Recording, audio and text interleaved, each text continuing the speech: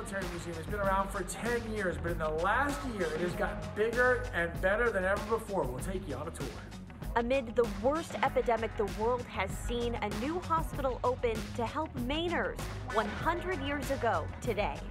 A partnership between a women's reentry center and the Maine State Society for the Protection of Animals is making a difference for the women and for the horses. This is News Center Now.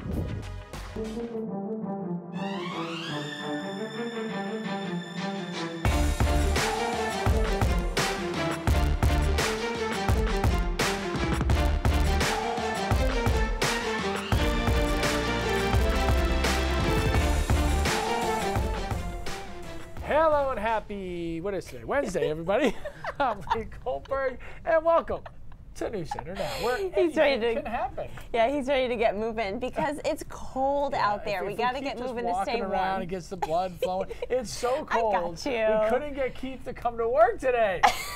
That's how cold it is. He's such a wimp. It's getting ridiculous. The suits are like cutting off the circulation, I think, or something. Right now, not a lot going on. We had a couple snow showers earlier today, mostly clear skies. Now, though, it's going to cool off overnight tonight because it's going to stay pretty clear. Tomorrow, though, we'll see clouds start to increase and we will see temperatures warm up. Low pressure system off to our west right now. Going to move a little bit closer. The winds around a low move counterclockwise, so we're going to get southerly winds tomorrow.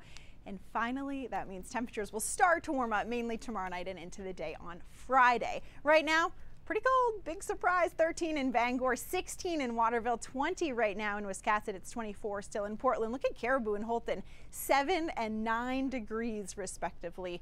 Still pretty chilly, but I promise it's coming eventually. Warm up isn't coming overnight tonight. These are our overnight lows. It's going to drop down. Most of us will be in the single digits or in the negative single digits by tomorrow morning.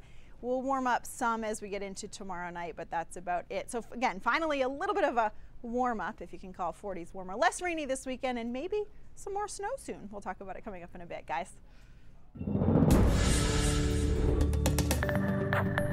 In the news today, President Trump's former personal attorney, Michael Cohen, is heading off to prison for 3 years after he pleaded guilty to several crimes, including campaign finance violations, tax evasion, and lying to Congress. Let's take a look at him leaving a New York city courtroom today after being sentenced earlier today. He reportedly failed to report millions of dollars in income and made hush money payments to former Playboy model Karen McDougal and adult film star Stormy Daniels, women who claimed they had affairs with President Trump.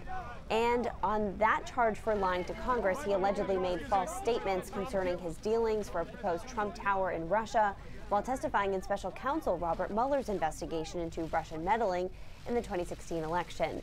Now, Mr. Cohen also must pay a $50,000 fine and turn himself in by March 6th. So stay tuned. We will have the up to the minute information on this as it develops. All right, speaking of the president, a recent terrorist attack in France has led him to reiterate his call for stricter border security here at home. On Tuesday, a gunman opened up fire at a marketplace in France, killing at least 2, injuring over a dozen more. As of now, that gunman is still at large. But here's a tweet from the president earlier today where he appears to draw those connections between U.S. border security and the incident in France, even though the shooter was a French citizen who was born in the town where the shooting took place. This tweet comes on the heels of an argument Mr. Trump recently had with Democratic leaders Chuck Schumer and Nancy Pelosi over funding for a border wall. President Trump has threatened a government shutdown if Congress doesn't appropriate $5 billion in funding for the wall. Fentanyl, it's a drug that's destroying lives, and according to a recent report, the epidemic is extending way beyond Maine's borders. Yeah, earlier today, some of the country's leading health officials named fentanyl the deadliest drug in the United States. It's the first time a synthetic opioid has been named the nation's deadliest drug. Heroin previously held that title. According to the Maine Department of Health and Human Services, 247 of the 418 overdose deaths in 2017 in our state were due to fentanyl. Taking a closer look now, did you know there is a Maine Military Museum in South Portland? I know you did. I did, yeah. It opened about 10 years ago, and people come from across the country, even the world, to see it. But there are actually people in our own state who didn't even know it was there. So we stopped by, took a tour with the museum's director and curator, Lee Humiston.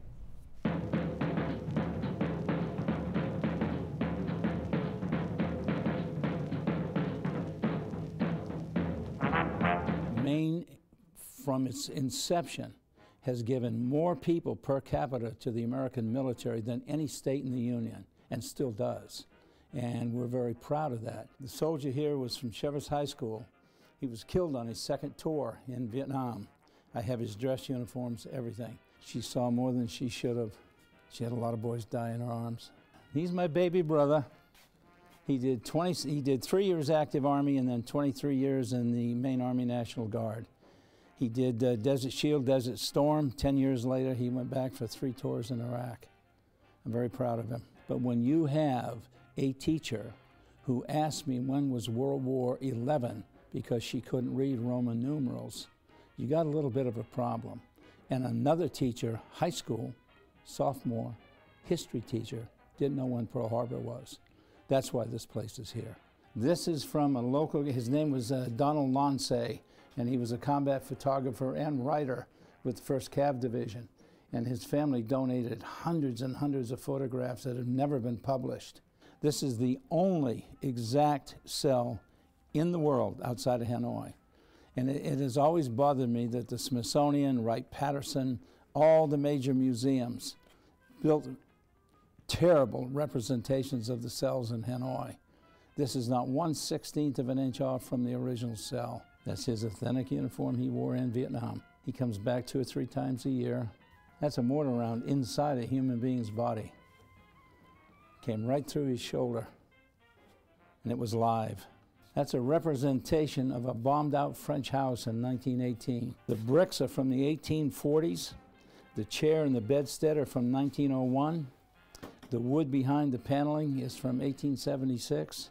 And everything on that soldier is real. That's what he wore in combat. But I got a call last month from a lady whose aunt lives in Colorado Springs. And she has the original battle flag for the 15th Maine that went into the first Union flag to fly in Texas. It's 7.5 feet by 5 feet. It is tattered all to pieces, but it's fully framed, and she wanted it to come home to Maine. And it's in shipment, in transit now. That was it's a cheap word, but it was thrilling to me to know that something from a real part of our history is coming home. There is no charge to go to the museum as it operates 100% on donations. If you want to learn more about it, you can check out the Now section of our website. I could have spent hours. You literally there. Just read my mind. Yeah, I mean, there were so many things to see and a story behind every single one. So it wasn't just, oh, look, that's cool. He had a story about the person who wore that uniform or who once held that gun, or like just a story for every item, which was just amazing. It's so unbelievable. Yeah. We just took a tour of the USS Midway when we were in San Diego, and we saw a lot of similar, paraphernalia and history there too. And you really could spend hours just going through it. It's pretty cool, and it's free, and it's right here in our little old state. And I actually live in South Portland, didn't even know it was there. How so cool. I'm happy. I'm bringing the whole family. Seems so like a good field trip opportunity. opportunity. We are definitely going. Absolutely.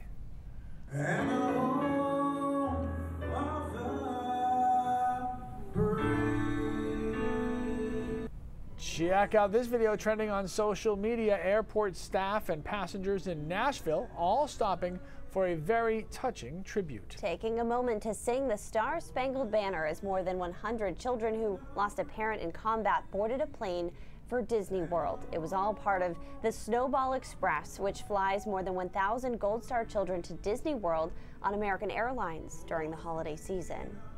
All right, we'll take a break. When we come back, some horses in Wyndham that are giving those behind bars a fresh start, one gallop at a time. This year, clearly being our 25th anniversary, it will be a very special award time. And this year's SAG nominations have been announced. Did your movie or show make the cut? We'll find out when we come back.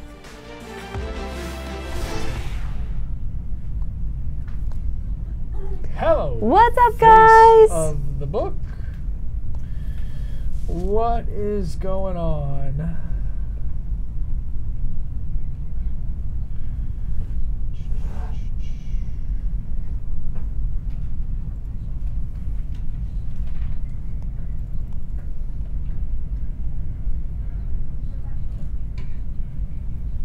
Okay. I don't know what. I'm dropping in my package now. Hey, Deborah. Hey, John. Okay. Hey, Christopher. Christopher said his father was in Operation Shield as well. Oh, yeah?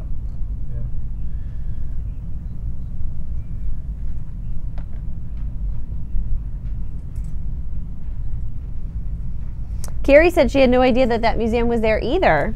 Yeah, I'm definitely taking the kids. I mean, my grandfather was in the service, my father was in the service, my father-in-law was in the service, one of my children is currently in the service, so we will definitely be taking a little field trip over to that museum. That's awesome. So yeah, it was great.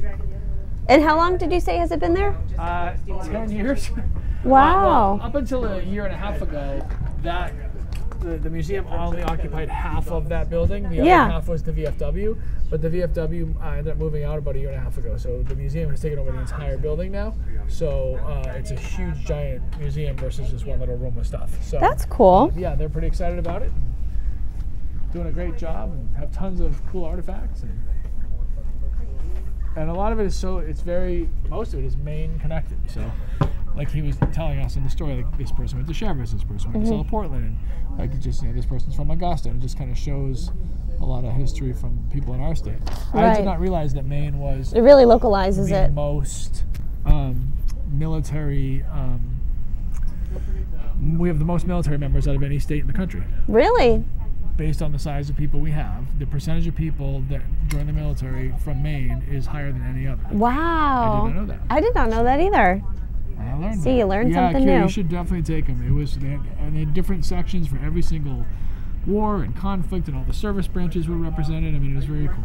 So, good way to spend my day.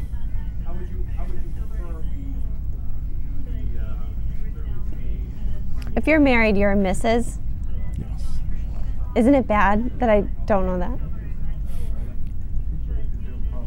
And finally, the nominees for Outstanding Performance by a Cast in a Motion Picture are A Star is Born. And A Star is Certainly Born. The hit starring Lady Gaga and Bradley Cooper was center stage at this year's Screen Actors Guild Award. Nominees were announced. The blockbuster led all of the films with 4 nominations: Black Panther, Black Klansman, Bohemian Rhapsody, and Crazy Rich Asians also receiving nominations. Let's get to the TV categories as well. The field for ensemble in a comedy series went to Atlanta, Barry, Glow, The Kaminsky Method, and what I just started watching, The Marvelous Mrs. Maisel. For Best Ensemble in Drama, nominations went to The Americans, Better Call Saul, The Handmaid's Tale, Ozark, and last year's winner, This Is Us. The awards will be handed out January 27th. Well, singer Jordan Pruitt, you might remember that name, and you might remember her as a contestant on season 3 of NBC's The Voice. She's now opening up about her traumatic childhood on social media. Yeah, Pruitt made this post on Facebook Monday where she detailed being molested by someone in the entertainment industry starting at the age of 14. She did not, however, name the man who victimized her.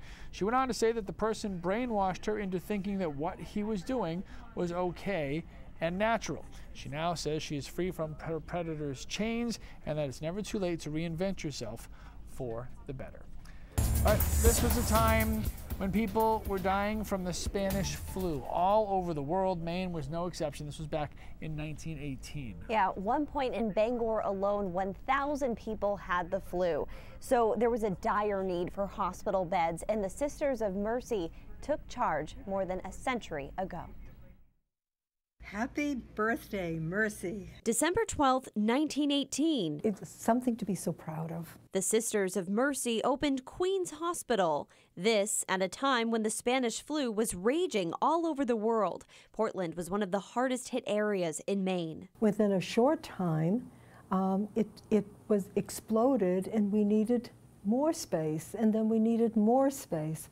But the initial was that we were to take care of those who would otherwise be dying without our help. Sister Patricia Mooney has served in many roles in her 55 years in what's now known as Northern Light Mercy Hospital. On Wednesday, the hospital's 100th anniversary, she was proud to share the story of when it was founded. I told the story over and over again to people as if they had never heard it before or wanted to hear it again. For those curious to hear more about that story, the hospital has partnered with the Maine Historical Society to create an online history of the hospital on the Maine Memory Network, a website that features historical photos, stories, and much more. 100 years is quite an accomplishment, and frankly would not be here had it not been the courage and charism of the Sisters of Mercy.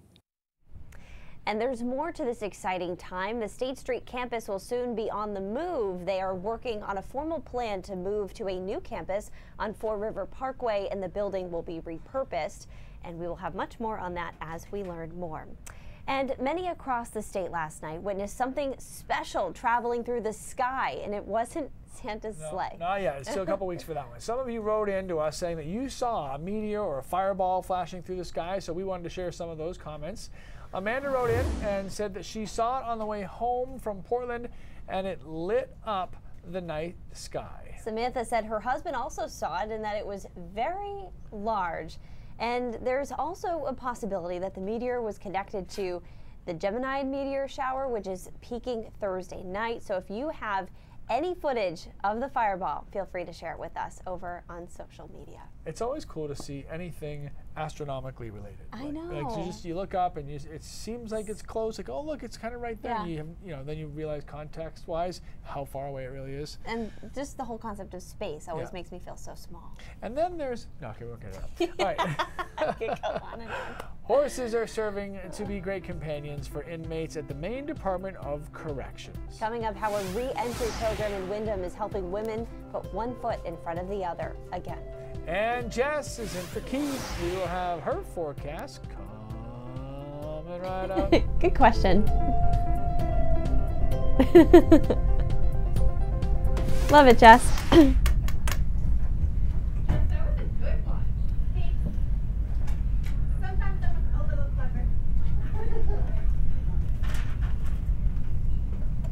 Okay.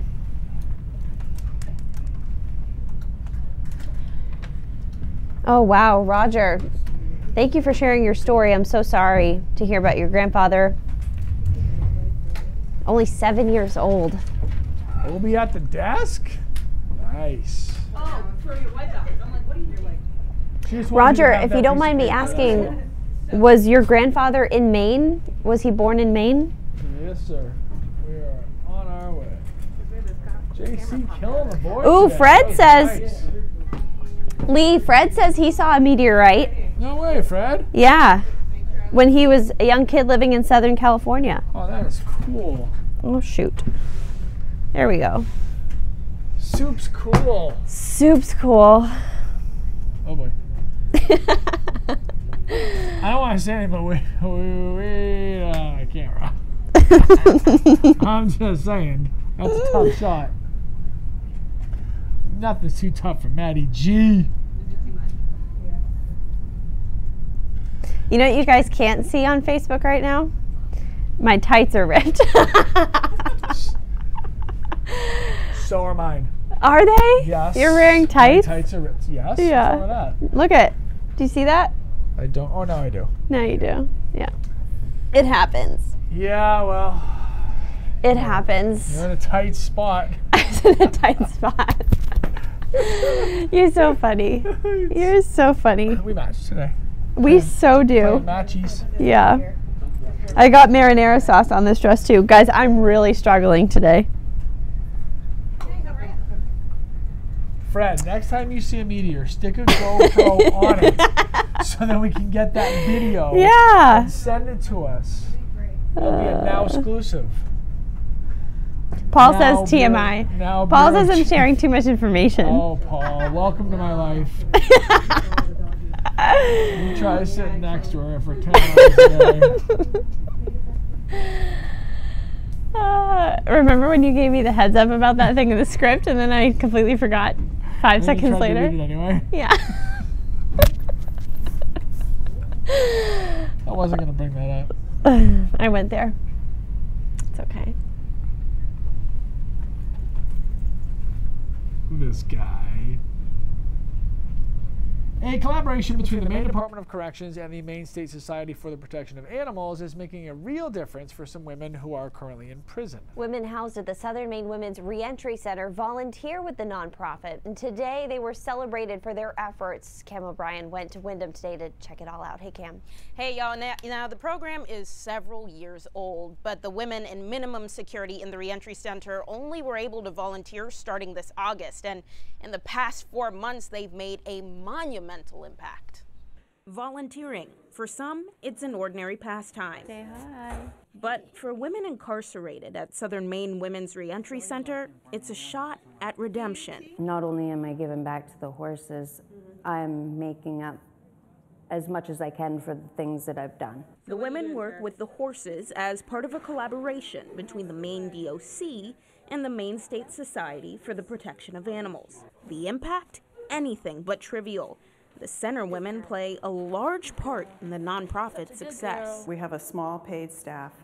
They come over and they make a real difference on a daily basis for the organization and for the horses that are here. The women and the horses bonded by their troubled pasts. It's just so great to come here and to give back to the horses who had such a tough life before, kind of like it's us and a horse. They're helping us rehabilitate them. They do some grooming, they're interacting with them. The horses learn from them, they learn from the horses. The women are there every step of the way, watching the horses physically and emotionally transform. Seeing them when they come in here, and then a few months later after they've gained some weight and they're doing better, and you know that you helped with that, there's no greater feeling. But nothing beats the changes the women see within themselves. It's helped me get out of my depression. It's helped me lift the weight off my shoulders. I feel so much stronger as an individual after coming here. So the goal of the nonprofit is to make sure that these horses are rehabilitated so that they can get them adopted, matched to the perfect person, get them out the door so more horses can be helped. And the women volunteers from the center have already spent this year 5,000 hours working for the center, so well on their way to helping with that goal. And you just love seeing the program, you love seeing the horses. I mean, the horses, how calming are they to see them just there and so beautiful, like such a beautiful creature. You know? For some, it's a sense of purpose. Yeah, too. absolutely. It's great really stuff. good. So, okay, do I have any purpose to put on some warm clothing? Yeah, you do. tomorrow? Yeah, at least for another day, All right? Then it's Sure. gonna warm up, and I say that with the quotes because I mean we're talking 40s, which is actually normal for this time of year, but in perspective, right? It's gonna feel pretty good, I think. High temperatures today weren't that impressive. We made it to 21 today in Bangor. Usually in Bangor at this time of year, we're around 35 degrees today, about almost 15 degrees shy of that. Usually in Portland, we're at 39. We made it to 31, and usually in northern Maine, we're in the upper 20s. Again, about 15 degrees shy of that, so very cold temperatures. One more day of this and then we will finally start to warm up. So far, we've had 9 days in a row with high temperatures below normal. It looks like we'll add on another one tomorrow. Then I think we should be back to normal by Friday, so it's going to feel better. Again, 24 right now in Portland, 20 in Lewiston, Bangor at 13 already, cooling off 5. Currently in Presque Isle, and overnight tonight most of us will drop down into the single digits. So of course, waking up tomorrow, it's going to be cool again. High pressure still in place for the day tomorrow, then it starts to move out and we will finally start to warm up. Mostly clear skies right now, so that'll let those temperatures cool off a little bit more as we go through the overnight hours tonight. You can see all these clouds off to our west. There's a low pressure system centered right about here. You can kind of see it spinning. This is moving towards our area, so the winds will shift and come out of the southwest. That's where all the warmer air is, at least a little bit warmer. We'll see that move our way as we get into tomorrow night and during the day on Friday. Things are going to feel a little bit better tonight, though, and through tomorrow morning. Of course, temperatures starting out on the chilly side. By tomorrow afternoon, we'll warm up a little bit into the upper teens and low to mid 20s. That's really it for tomorrow. Staying cool. Most of us stay below 30 degrees tomorrow. As we go into tomorrow night and into early Friday morning, you can see those clouds really increasing. Notice the temperatures on Friday starting in the teens and 20s, so that means we can only go up from there. Hopefully temperatures during the day on Friday will top out mid to upper 30s. It looks like a couple of us closer to the coast could be close to 40 degrees, so not too bad, especially compared to what we've had for the past couple of days. Increasing clouds during the day on Friday, maybe a couple showers overnight into early Saturday. that's about it. It was looking like more rain before for the first half of the weekend, but things looking better now. Again, you can see Saturday afternoon, this one system moves out. The next one, though, that we're watching very closely for Monday could actually bring a little bit of snow to coastal areas. If it moves a little bit farther to the west, many more of us could see some snow. So we're keeping an eye on it after that. Looks pretty quiet, though. Other than that, things still kind of boring. In the weather office, seas 2 to 3 feet. Winds from the north tomorrow at 5 to 10 knots. Winds becoming southwest once we go into tomorrow afternoon, bringing us that warmer air. So one more cold day tomorrow. Some clouds move in on Friday, but it's going to feel so much nicer. Upper 30s, lower 40s. Kind of mild on Saturday. Temperatures actually about 5 degrees above normal. More sun for Sunday, and then maybe a little bit of coastal snow on Monday, but no big storms in the next 7 days. We were kind of looking out, though. So we're 13 away from Christmas. So right. I'm not trying to put you on the spot. I mean, I'm not saying something couldn't happen right around Christmas. So we're keeping an eye on it. Right. And I know you would be very excited about that. I would be quite excited. You know, snow on Christmas Day would not bother me. It would be nice. It's aesthetically pleasing. Let me see what I can do. Right. Festive flurries. Thanks, Jess. Thanks. A lot more coming up on News Center Maine at 5:30. Let's check in with Cindy Williams for a preview. Hey, Cindy. Hi, guys. President Trump's former attorney and fixer, Michael Cohen, was sentenced to prison today on an array of charges. We're going to see his reaction to the sentencing and tell you what it might mean for the president. And Maine's congressional delegation played a big part in the passing of an historic farm bill. We're going to hear from Shelley Pingree about how this is going to benefit Maine people. Those stories and more ahead at 5:30. Back to you. All right, Cindy, thank you very much. Up next, we'll take a look at Google's trending list for 2018. I feel like News Center Now is going to be on that list. Let's hope. We'll check it out.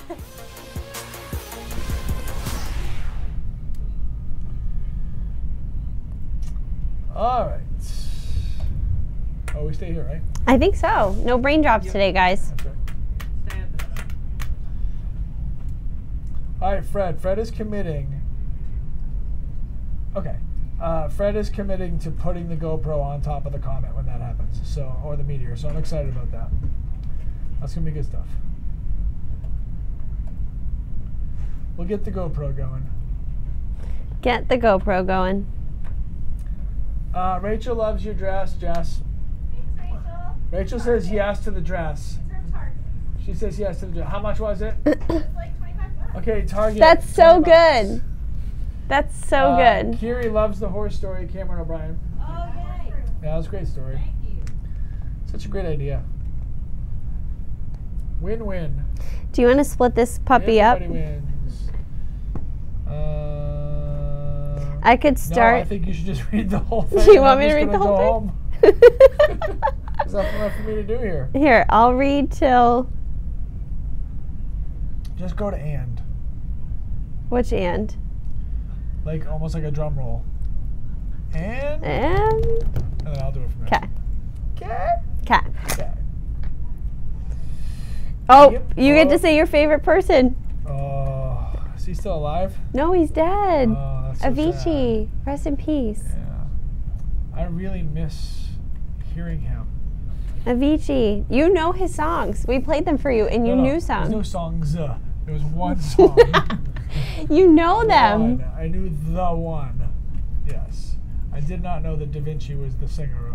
You guys. He's not really a singer because he just plays music. Our loyal Facebook viewers will remember exactly what day I'm talking about, when we were all divided over who knew Avicii and who did not, the day he passed away.